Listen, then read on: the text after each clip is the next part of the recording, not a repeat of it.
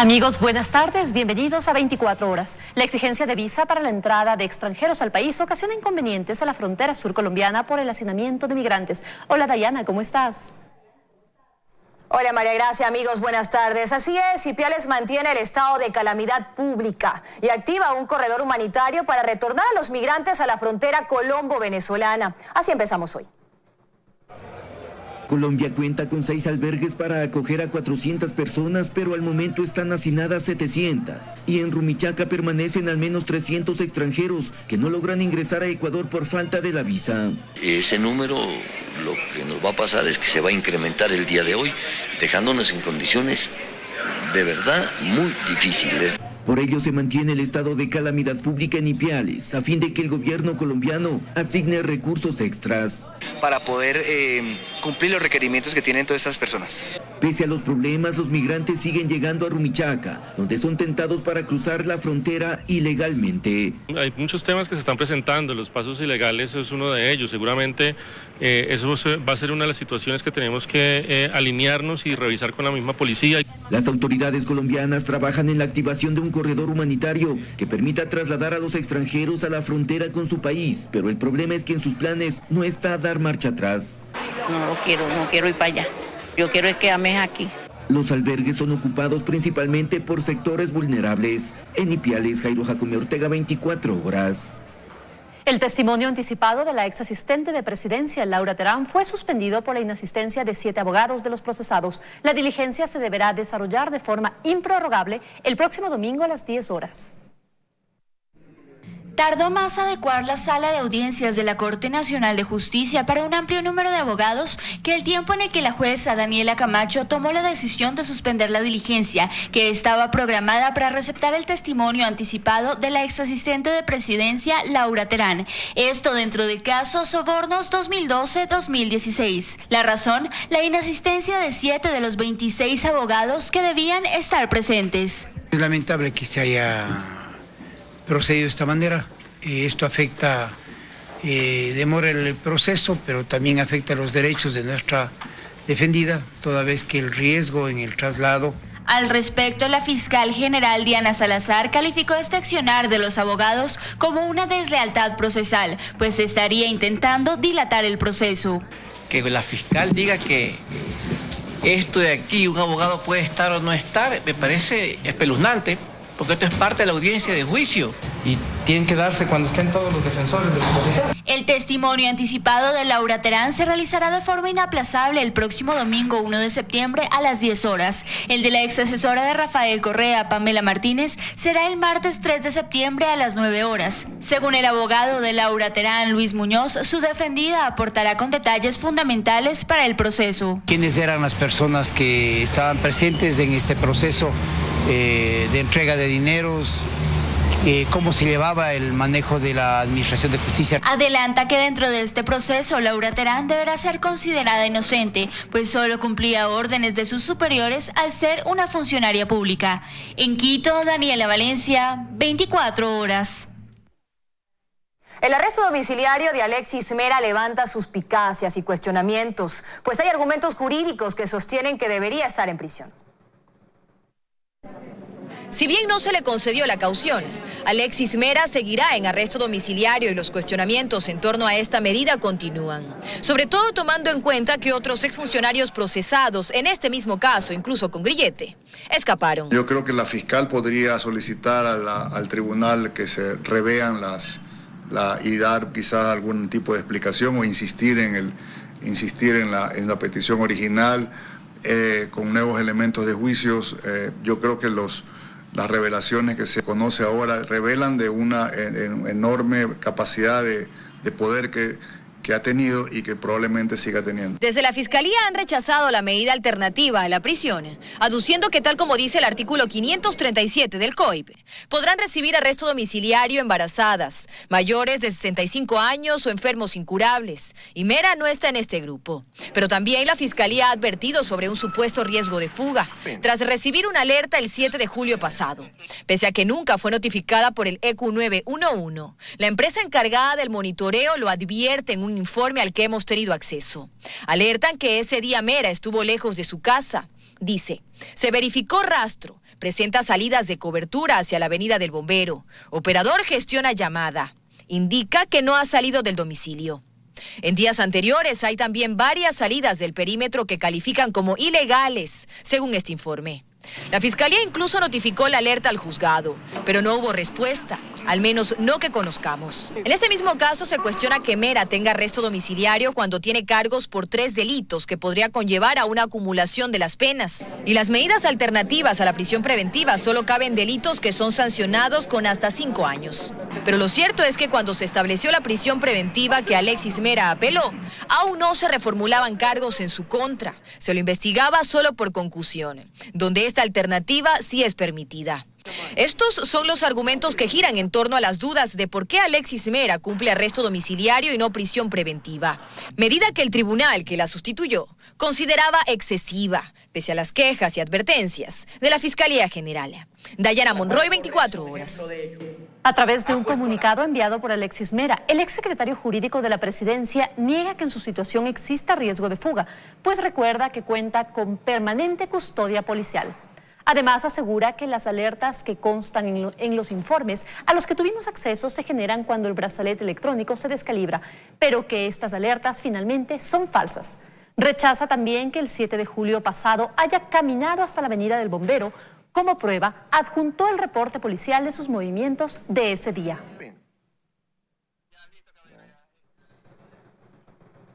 La Fiscalía reformulará cargos en contra de Ola Vini por el delito de acceso no consentido a un sistema informático. Pese a la reformulación de cargos y también a que hay otro investigado, la instrucción fiscal no se ampliará, pues ya cumplirá 120 días.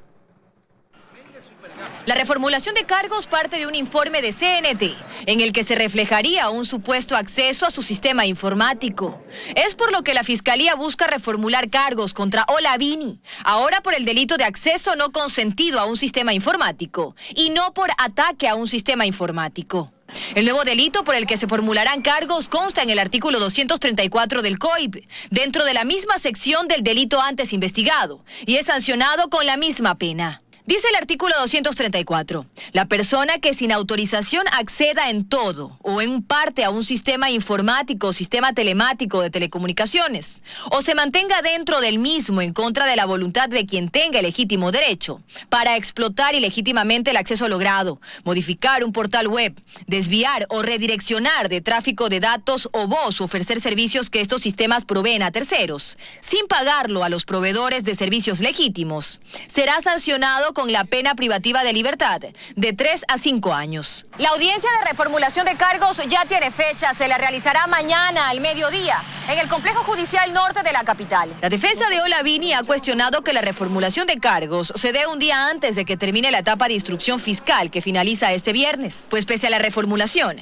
la instrucción fiscal cumplirá ya 120 días, tiempo máximo que puede durar esta etapa del proceso. En el caso de Vini, la ONG Amnistía Internacional, en un comunicado publicado este lunes, denunció supuestas injerencias en el proceso judicial que avanza en su contra. Dayana Monroy, 24 horas. El Ministerio de Gobierno presentó una queja formal ante el Consejo de la Judicatura en Zamora Chinchipe para respaldar la actuación de un mayor de policía que increpó a un juez luego de que éste dictara medidas sustitutivas en contra de 2 detenidos. La verdad, siento indignación con lo que está ocurriendo lamentablemente. ¿De qué manera usted garantiza entonces, señor juez, la seguridad de la ciudadanía? Tras demostrar su malestar por las medidas sustitutivas dictadas por un juez en contra de 2 personas que presuntamente habrían participado en los delitos de hurto y receptación, el jefe de policía del distrito Yanzasa en la provincia de Zamora Chinchipe, Patricio Vargas, recibió el apoyo de las autoridades. Un grupo de abogados del Departamento de Defensa Institucional de la Policía llegó hasta esa localidad para presentar una queja formal ante la Judicatura por no estar de acuerdo con la decisión judicial. Agradezco, reconozco, los policías ahora nos sentimos respaldados por nuestro mando y eso obviamente nos compromete a dar un servicio más eficiente a la ciudadanía, siempre enmarcados en lo que la ley y la Constitución nos permiten. Creemos que casos como este y otros, como uno recientemente en la ciudad de Guayaquil, sí deben llamarnos de uno y otro lado la atención, porque al final lo que todos queremos, una justicia pronta, oportuna, imparcial, que garantice a los ciudadanos una seguridad. Según el viceministro de Gobierno, este no sería el único caso. Más o menos un medio centenar de casos, diríamos nosotros, que estamos en este momento bajo análisis. Y sostiene que aunque no buscan interferir en la justicia, sí piden actuaciones articuladas con el trabajo que realiza la policía en las calles para brindar seguridad a la ciudadanía. En Quito, Belén Merizalde, 24 horas. El Consejo de la Judicatura anunció una investigación sobre los servidores judiciales que permitieron la liberación de 8 sujetos detenidos por asociación ilícita en Monte Sinaí, esto en Guayaquil. La jueza que actuó en el proceso fue removida. La jueza Tatiana Avellán Espinosa en la audiencia les dictó medidas sustitutivas a 6 de los 8 sujetos integrantes de la banda delictiva. Porque a nosotros no nos hacen daño, a los que les hacen daño es a la ciudadanía guayaquileña, porque nosotros tratamos de defenderla de estos delincuentes mafiosos, pero no tenemos el apoyo judicial. Hubo malestar entre los policías. A los 8 individuos los apresaron en Monte Sinaí, noroeste de Guayaquil. A ellos se les encontraron varias armas de fuego con municiones y dinero. A las 3 horas de obtener la libertad, volvieron al sector a delinquir. Lastimosamente, esto es contra lo que la policía tenemos que luchar. Produce desmotivación, produce indignación. La Policía Nacional elevó una queja al Consejo de la Judicatura, entidad que se pronunció este miércoles mediante un comunicado. Ante los hechos ocurridos dentro del proceso Monte Sinaí, el Consejo de la Judicatura dispuso a la Dirección Nacional de Transparencia realizar la investigación correspondiente a todos los servidores judiciales involucrados en el caso, para determinar posibles infracciones disciplinarias. El control disciplinario del Guayas también ha procedido a la apertura de un expediente. Además, se realizó el traslado administrativo de la jueza Tatiana Avellán, quien actuó en este proceso, a otra unidad judicial, en la que además dejará de conocer causas de este tipo penal. La ciudadanía dice que esta sanción se da porque hubo presión en los medios de comunicación y en las redes sociales. Caso contrario, la jueza involucrada seguiría cumpliendo sus funciones. Están en su deber y en su derecho de obligar que los jueces sean controlados. Las redes sociales ayudan mucho a presionar a las autoridades, en todo caso, para que tomen cartas en el asunto. Paul Tutiven, 24 horas.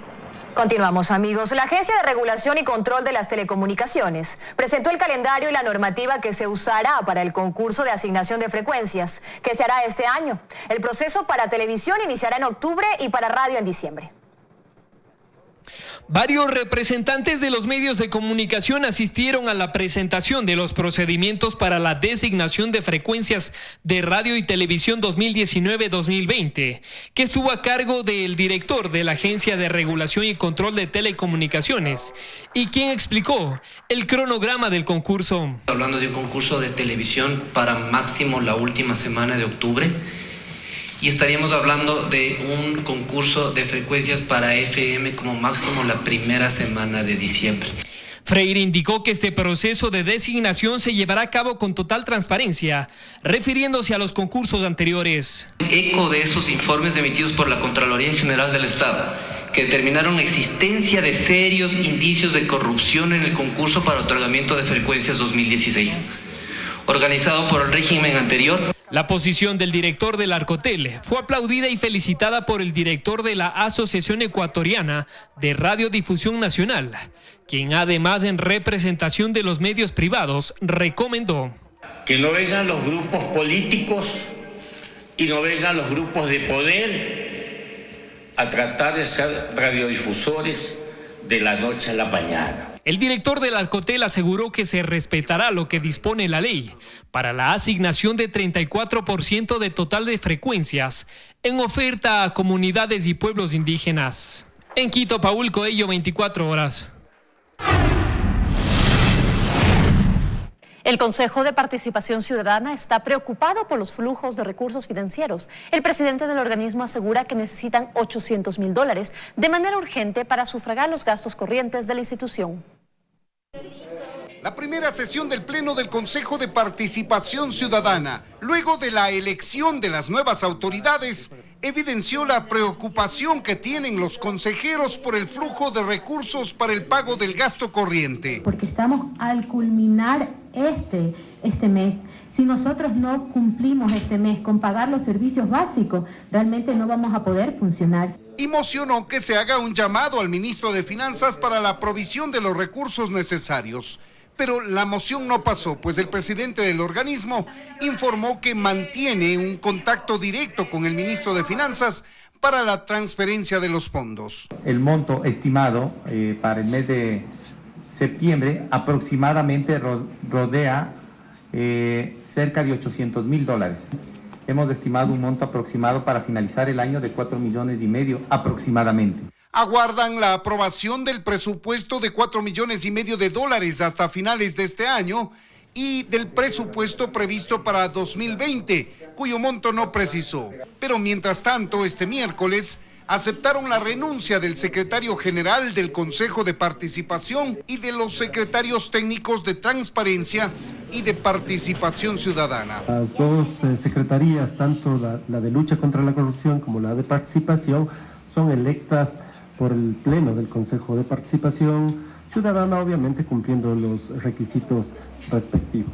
Además, el presidente del Consejo de Participación informó al Pleno el pedido formal que hizo a la Contraloría para que realice un examen especial a la administración anterior. En Quito, Freddy Paredes, 24 horas. 2 consejeros electorales se reunieron con el cuerpo diplomático acreditado en Ecuador para recibir sugerencias de cara al próximo proceso electoral y también para explicarles las razones por las que en los últimos comicios no sufragaron miles de extranjeros. Fue durante un desayuno con el cuerpo diplomático acreditado en Ecuador cuando 2 de las 5 autoridades del Consejo Nacional Electoral les explicaron los motivos por los cuales extranjeros que residen más de 5 años en Ecuador no sufragaron en las elecciones pasadas. Ha sido de acogida de muy buena manera de las embajadas, puesto que ha sido la oportunidad para esclarecer fundamentalmente los requisitos que se debían cumplir y la responsabilidad que tenía o tiene el Consejo Nacional Electoral de cumplir con estas 2 condiciones. Tener la permanencia de 5 años de residir en el Ecuador y segundo, manifestar la voluntad expresa del ciudadano de querer participar en las elecciones. También queremos conversar con los embajadores justamente para dar mayores facilidades a los ciudadanos extranjeros que quieran ejercer su derecho al voto. Además, receptaron sus inquietudes e iniciarán un sistema mediante el cual pasarán de embajada en embajada para promover que los ciudadanos extranjeros se acrediten para sufragar. La posibilidad de hacer brigadas móviles en cada una de las embajadas para que los extranjeros puedan empadronarse manifestando su voluntad expresa como manda el Código de la Democracia. Esto después de que en las elecciones seccionales hubo varias críticas por miles de ciudadanos extranjeros que con residencia en Ecuador no pudieron ejercer su derecho al voto. Si podemos aumentar o expandir la conversación ahora para entender nosotros un poco mejor sobre las reformas básicas. Elaborará un nuevo padrón. Estamos analizando porque también eso significa costos de tiempo, de recursos. Esto porque el CNE aplicó la ley. Están abiertos a escuchar nuevas propuestas por parte del cuerpo diplomático acreditado en Ecuador. Para esto, dicen, podrán tener reuniones bilaterales. En Quito, María Gracia Acosta, 24 horas. El Servicio Nacional de Contratación Pública, SERCOP, suspendió por 7 días el contrato para la recolección de basura que había sido adjudicado a la empresa Urbaceo. En este tiempo, el municipio deberá remitir a la entidad los justificativos técnicos y legales del contrato. El oficio fue emitido el pasado 22 de agosto, pero apenas este martes 27 fue conocido por las autoridades del municipio de Guayaquil. El Servicio Nacional de Contratación Pública notificó a la alcaldesa Cintia Viteri que el consorcio Guayaquil Limpio, que compitió con Urbaceo por el contrato de recolección de basura, presentó varios reclamos ante la entidad. Pero el oficio de SERCOP no solo recoge la inconformidad de Guayaquil Limpio, sino que además presenta 6 reparos a la adjudicación, entre los que constan varios requerimientos planteados por el Cabildo que a criterio de la entidad supervisora se consideran restrictivos y discriminadores. La alcaldesa Cintia Viteri defendió la transparencia del proceso y cuestionó la posición del SERCOP. Pedían que por qué solicitamos experiencia en el personal técnico, pidieron también que por qué solicitamos experiencia en la recolección de un número determinado de toneladas de basura y también que por qué pedimos el ISO, o sea, por qué pedimos las seguridades dentro del contrato. No jueguen con Guayaquil. Viteri calificó de sospechosa la preocupación de la entidad sobre las quejas presentadas por Guayaquil Limpio, consorcio integrado por la promotora ambiental La Laguna, y la firma Hidalgo e Hidalgo. Sabemos que la compañía, qué vinculaciones tuvo, lamentablemente, o qué influencias tuvo con el gobierno anterior, la compañía que perdió, Hidalgo. Ojalá que no sea esa misma influencia la que esté retrasando la recolección de basura a través del CERCOP en este momento en Guayaquil, porque no se lo vamos a permitir. Están para transparentar procesos y no para prostituir procesos. El pasado 19 de agosto el municipio adjudicó el contrato de recolección de basura a la empresa Urbaceo, que fijó su propuesta en $402.072.439. Por ahora ese contrato queda suspendido por 7 días, tiempo en que el municipio de Guayaquil deberá remitir los justificativos técnicos y legales que desvirtúen el contenido del reclamo, así como las observaciones expuestas por CERCOP. En Guayaquil, Carlos Acoto, 24 horas.